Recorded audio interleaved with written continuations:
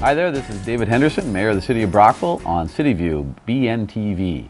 And it is October 27th, that's 2 days after the municipal election. So, unfortunately, you're stuck with me for another 4 years on BNTV CityView. That's at least the way my wife said it. Another 4 years? 4 years. So the election's gone, and it was a very tight race for mayor between myself, Ben Teekamp, and Louise Severson. And for council, we have 4 new council members.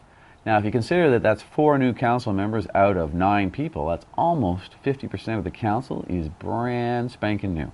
And that's pretty good, because good changeover, I firmly believe, and this is an opinion, but I think that a changeover on a city council is a good thing from time to time, because it brings a little new energy and new ideas and new skills into the table. And the new councillors we have coming to the table are Dave Beattie from Canarm, Mary G. McFall, and Dave Lasur, and so I guess I should qualify that. I just prefaced it with Dave Beattie from Canarm. It's Mary G. McFall, who's a local lawyer. Dave Lasur, who used to be on the IT staff here at City Hall, and who will actually be stepping down from that role because he's signing on as a councillor. And Lee Bursey, who is a student up at St. Lawrence College. So Lee Bursey's kind of interesting. He did a lot of hustle through the campaign and got out to a lot of people, brings the youth perspective to the table, and has already had a proposal brought to City Council just in the last couple of months on the transit and getting St. Lawrence College students signed up, which looks very good. That's good to see. So here's somebody that's doing his homework. And interestingly enough, we saw Dave Beattie out there pounding the pavement. And I got to admit that probably the people I saw pounding the pavement during the election the most were Lee Bursey, and then it was Dave Beattie and Mary G. McFall. And if you know Dave Beattie, he's owner of Canarm, very successful business here in town. And you wouldn't have that thought first that he'd be out pounding the pavement, but he did. And it was very well received by a lot of people to see him doing that. So this is good to see. We've got some good people coming on board. We'll have a strong council. And we've got a lot of steps to take right now to get going. But the common thread throughout this election was jobs, jobs, jobs. And how do we focus on getting jobs into the city of Brockville? How do we focus on keeping our taxes controllable? How do we make sure that we're looking out for everybody in the city and that we keep improving the city? How do we make the city a little bit better one step at a time? And you know, if you could summarize all of the different perspectives, that's it. How do we improve the economy in Brockville? How do we invest in the right things? How do we make the right decisions to make it better? So that's where we've got to go. So what's first on the agenda? Well, first is getting the council together and coming to some common goals, some common areas and priorities. The second is we've got a couple of big issues to deal with. The official plan is on the cusp of being approved, and now it's going to fall into the lap of the new council. And the MDC, we need to get a status report on where we're at physically with the buildings and the structures and the agreements, and what all of our options or decision points are going forward, and what the decision points that council has to deal with on it. And then we have more general type discussions on how does our old strategic plan move forward? Do we need to adapt it? Do we need to change it?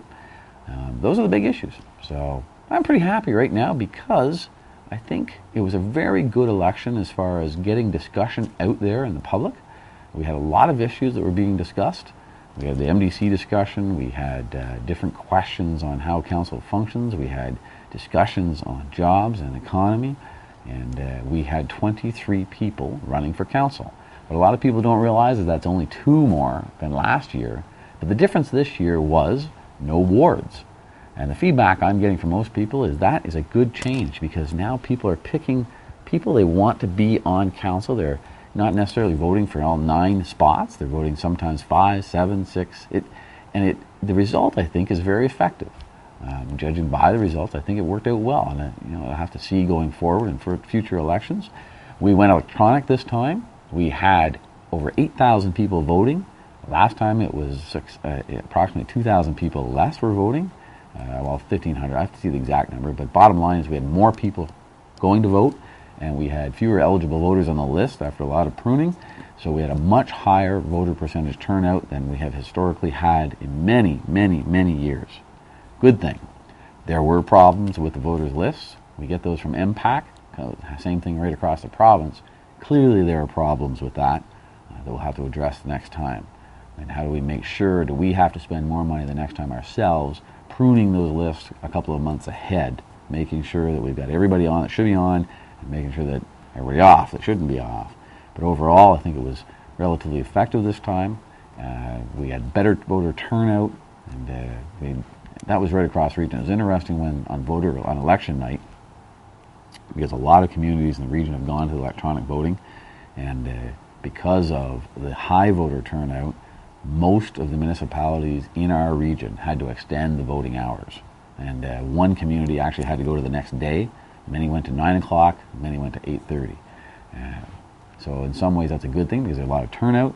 In other ways, a couple of little hiccups in the voting system when the phone system and the internet system got overloaded. So overall, good. Some tweaking to fix it up a little bit? Yes, needed. Fixing up of the voters list? Yes, needed.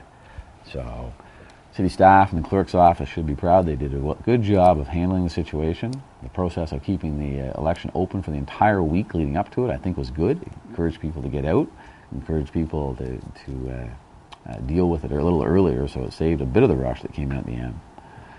So, all in all, we got 4 more years at City Hall. We got a strong council moving in.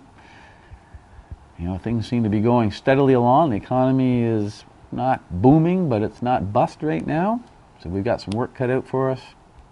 And 4 times 12 city views, that would be 48.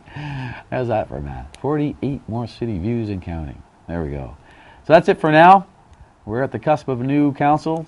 We have the month of November that's a little bit of the twilight zone because the old council is still involved. The province hasn't adjusted because the dates were moved up yet.